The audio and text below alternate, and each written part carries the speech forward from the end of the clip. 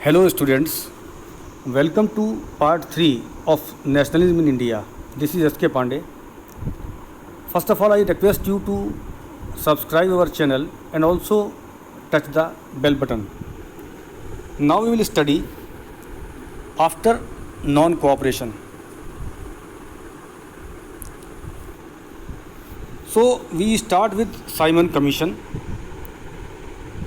Now,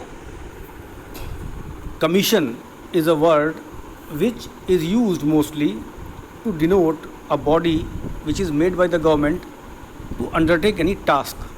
So this time the task was to discuss or to bring out the changes in Indian constitution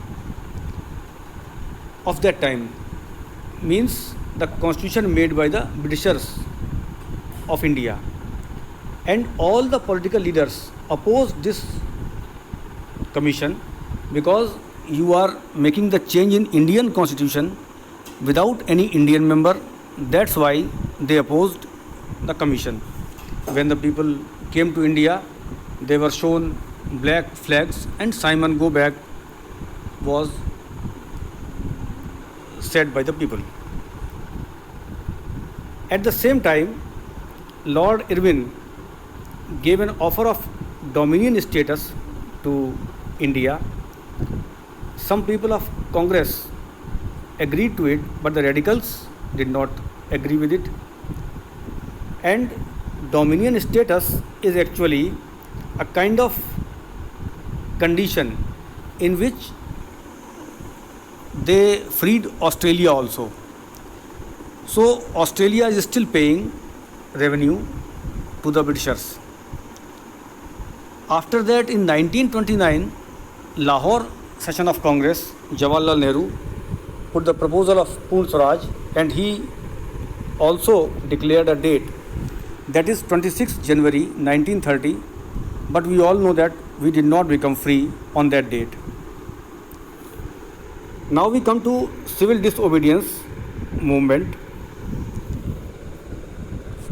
अब जो ये civil disobedience movement था, इसमें 1930 में 31 जनवरी को महात्मा गांधी ने एक लेटर लिखा था लॉर्ड इरविन को, and this letter had 11 demands, and these demands were universal, means they were for all kind of people, and one demand was also to abolish salt tax.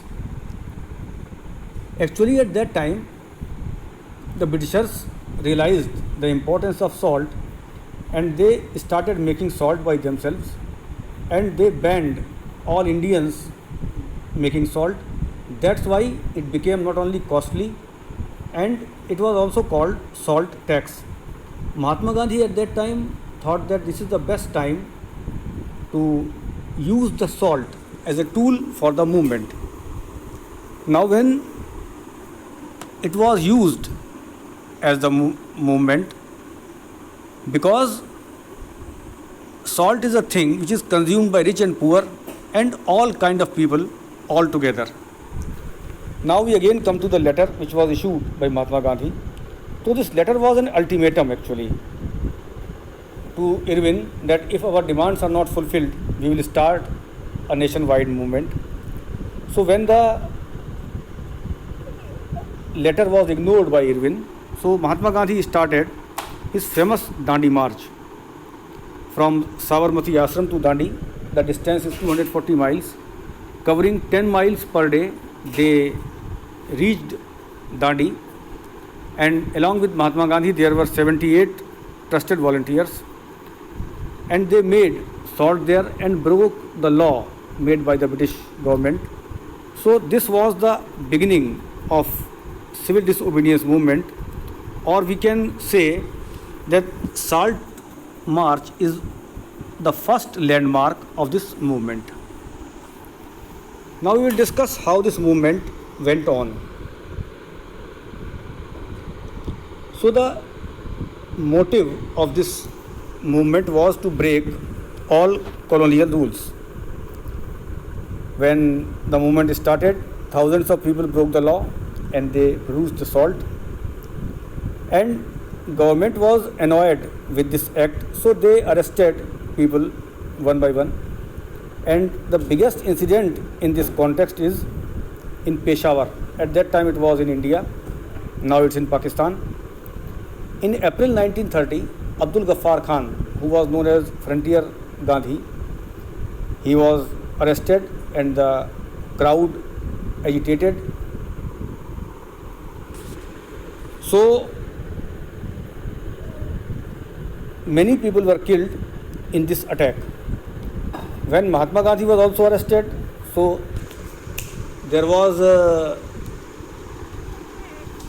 kind of agitation in the people, and the workers attacked all government offices, post offices and railway stations, etc. And all over India, around 1 lakh people were arrested. So in this way, the movement was started. But when all these things happened and so many people were in the jail, Mahatma Gandhi again had to surrender and he called off the movement. And when he called off the movement, there was a pact signed between Mahatma Gandhi and Irwin. So this pact was signed on March 31st, 1930. According to this pact, it was, we can say, from both sides. Mahatma Gandhi agreed to participate in round table conference, which was to be held in January, and the government agreed to release all the political prisoners. So in this way, this act was signed. Now we come to participation of different classes in civil disobedience movement. You can sort out the difference between the non-cooperation movement and civil disobedience movement. In that movement, we studied where it went, in which condition, like we studied in towns, countryside, plantation, etc. Here we will study how different classes of people, categories, participated in the movement. So first we will start with rich peasants, rich farmers. So Patidars of Gujarat and Jats of western Uttar Pradesh. Actually Uttar Pradesh at that time was called United Provinces. So these two groups supported the movement. They connected themselves, they joined the community, and also they financed the movement. And remember it that the rich peasants were fighting against high revenues put by the British government. मतलब यहाँ पर आपको ये जानना है कि किस category का पार्टिसिपेशन किस वजह से था. तो रिच पीजेंट्स जो थे वो लगान की वजह से पार्टिसिपेट कर रहे थे. When this movement was taken back in 1932, then again it was started in I take my words back. When this movement was taken back in 1931 and Mahatma Gandhi again started in 1932, this time they did not participate in the movement. Second category is of poor peasants, poor farmers. So the poor people actually, they were totally different from the rich farmers, and they were against high rent taken by landlords. So there is total difference between rent and the revenue. Now they wanted the unpaid rent to be remitted, means जो लगान वो या जो rent वो दे नहीं पाए थे, तो वो चाहते थे कि वो वापस ले लिया जाए, लेकिन ऐसा नहीं हुआ. अच्छा, इसके अलावा एक बात और, गांव में कांग्रेस उतनी एक्टिव नहीं थी. सोशलिस्ट और कम्युनिस्ट, ये दो कैटेगरीज़ वहाँ पर, दो पार्टीज़ आप कह सकते हैं, ये लोग वहाँ पर एक्टिव थे. और इसी वजह से कांग्रेस और पुअर फार्मर्स के बीच में अच्छा संबंध कायम नहीं हो पाया. और जो कांग्रेस लेड मूवमेंट था उसमें पुअर पीजेंट्स की भागीदारी या पार्टिसिपेशन ज़्यादा नहीं मिलता। Now we come to industrialists. The industrialists were at different position because they had earned very good profit during First World War. They also wanted the ban or we can say some restriction upon import, क्योंकि अगर import कम हो जाता तो उनका अपना फ़ायदा होता। इसके अलावा पाउंड स्टर्लिंग रेशो में भी वो चेंज चाहते थे। अच्छा, उन्होंने अपनी इंडियन इंडस्ट्रियल कॉमर्शियल कांग्रेस बनाई थी 1920 में, और FICCI ये एक 1927 में बनाया था। ये जो ग्रुप है ये आज भी है। And industrialist like Purushottam Das Thakur, GD Birla were at that time the prominent leaders. They supported the movement financially, उन्होंने पैसे भी दिए कांग्रेस को। And also they did not buy और sell any foreign goods. And when the round table conference was failed between Mahatma Gandhi and Irwin, so they were disappointed and again they did not participate. अब आते हैं industrial workers, जो मिल में काम करते हैं जो वर्कर्स। तो जैसा पुअर और रिच पीजेंट्स का हाल था वही यहाँ पर भी हाल था। कांग्रेस वॉज विद इंडस्ट्रियलिस्ट्स और we can say industrialists were with the Congress. That's why the industrial workers did not come with Congress, except at some places like Nagpur railway workers, Chota Nagpur mines. But we cannot say that the industrial workers' participation is very good as compared to other categories. Last is the participation of women. Sometimes this question is also asked. Now, women participated in this movement in a large number, while they could not participate in non-cooperation movement, but here they participated. During Salt March, they came to listen to Mahatma Gandhi in large numbers. And the most important thing is that most women who participated in this particular movement, they were from rich and high caste families. Gandhi ji personally did not like the active participation of women in this movement. That's why we can say that the women have only symbolic presence in the movement. Otherwise, they participated, but their movement is not counted in the civil disobedience movement. Now we will discuss what were the limitations of civil disobedience movement. इसकी बहुत सारी limitations रहीं. So first was the absence of Dalits in the movement. Mahatma Gandhi had declared that until the Harijans will not participate, the movement cannot be successful. B.R. Ambedkar organized a Dalit association and he demanded separate electorate for Dalits, while Mahatma Gandhi opposed it because he said that it will undermine the unity of the nation. At last, there was a pact signed between Dr. B.R. Ambedkar and Mahatma Gandhi in September 1932. So, according to this pact, separate electorates were not given, but the reservation was given to some Dalits in some provincial as well as central legislative councils. Second thing, or we can say second limitation, is lack of Muslim participation. Muslims did not participate in this movement. They only participated in Khilafat movement. And when the Muslim League was formed, so the distance between Hindus and Muslims was very much bigger.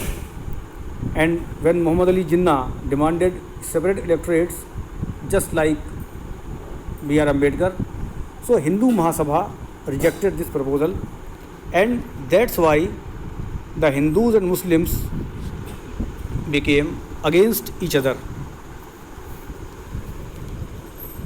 Last thing is, this question is also asked, how the sense of collective belonging was developed in the Indian people. So first point is that it came through united struggles. When the people struggled with these movements, automatically the collective belonging, means all of us belong to the same country, the feeling came. Then image of Bharat Mata was made by Bankim Chand Chattopadhyay. He made a picture, you can see in various places and also NCERT book. And this picture actually image of, we can say the concept of Bharat Mata was brought by Bankim Chand Chattopadhyay in his novel Anand Math, and the actual picture of Bharat Mata was made by Avninath Tagore, the brother of Rabindranath Tagore. And second thing is role of folk culture and literature. Folk means people. So in Bengal, Rabindranath Tagore collected the old ballads. Ballads are the old poems which contain some stories, rhymes and folk tales. While in Madras, Natesha Shastri was there, and he published a 4-volume book called Folklore of Southern India. So these were the contributions of these two people in folk culture and literature. Last thing which provided the collective belonging is Swaraj flag. So these flags were designed twice. First, it was designed by some people, and this flag was red, green and yellow, and there was a lotus at its center, symbolizing 8 provinces of India, while Mahatma Gandhi designed it again, and now it was red, green and white, and there was a spinning wheel at its center. So now we can say that we have finished this chapter, and these are the important questions. So I have discussed all these questions. Why was Simon Commission opposed? We have discussed because of no Indian member was there. Salt used by Mahatma Gandhi, it was used by all the people. Dandi March, we have studied how it was started, how it was done, what is its role, or we can say the importance in the movement. Gandhi-Irwin Pact, we have discussed, and I have combined these 5 questions into one question, means the rich peasants, poor peasants, industrialists, workers, women. So all these questions are to be dealt separately, means these 5 points will come of 5 marks each. So you have to remember all these things. And limitations of civil disobedience movement we have discussed. We have also discussed what is Pune Pact between Mahatma Gandhi and Dr. B.R. Ambedkar. Role of folk culture and literature we have discussed. Rabindranath Tagore and Natesha Shastri. And Swaraj flag. So first and second, there are 2 flags. So now I think you have understood. Whatever the questions are there, we will discuss them and have a nice time. Thank you.